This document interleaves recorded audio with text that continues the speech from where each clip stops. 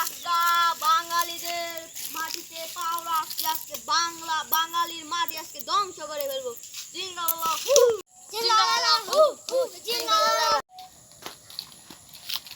সাহেব চাকমা রাঙ্গ বাংলাদেশের মাটিতে পাড়া দিছে।